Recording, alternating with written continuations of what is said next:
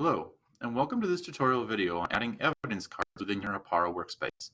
Evidence cards are found in the third column of your workspace and are meant to formatively and summatively assess students as they work through the concepts in a workspace.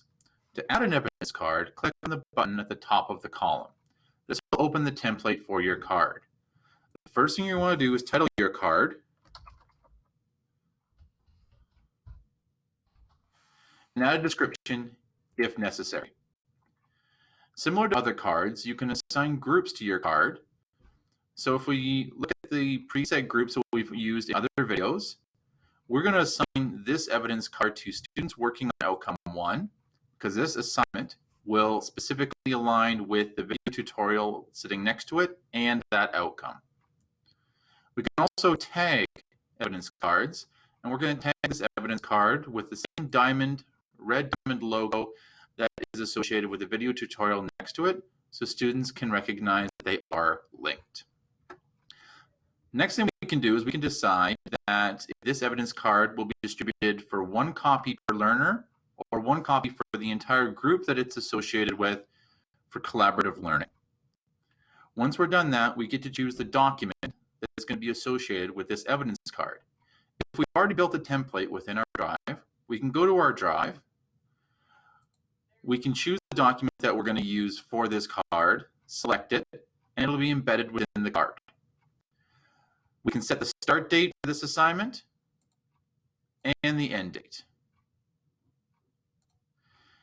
Once we're done that, we click Save, and the card is ready to go. When students click on this card to start this piece of work, what will happen is it'll make a copy for them in their drive that they can complete their work in and submit it, and you can access it through the workspace.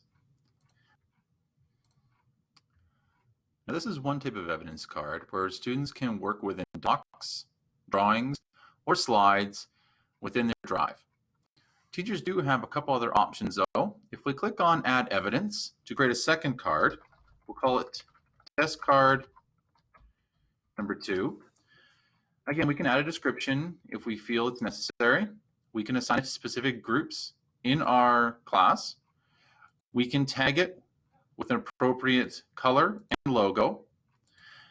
But instead of assigning a specific doc to be embedded within the card, we can choose this logo here.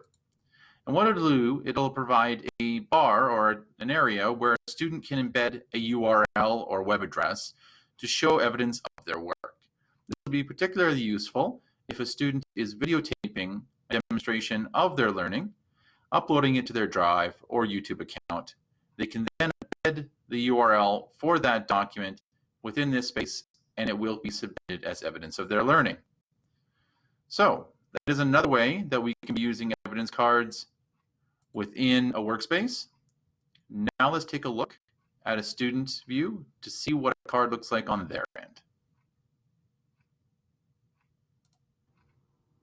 So now we switch to a student view, and you can see that the 3 columns that we're using within our workspace are visible. We've added an outcome to this column, and we associated it with the correct tag. So all 3 cards in this case have the red diamond tag. And you can see here on our evidence card that we created, the test assignment, we can click on it as a student. It creates a copy of that Google Doc that was embedded within the card. We can open that specific document. It automatically names it and saves it for us. We can complete our work. When we're done, we go back to the workspace and click Submit, sending it to the teacher. At this point, it will appear in the workspace as a submitted document for the teacher to view. They can add feedback to it, return it to the student for edit, and or assign a mark to it as a final version. If you have any further questions on this, please let us know. There'll be another video upcoming about how to take a look at student work, access it, and assess it within a workspace. Thank you very much, and have a great day.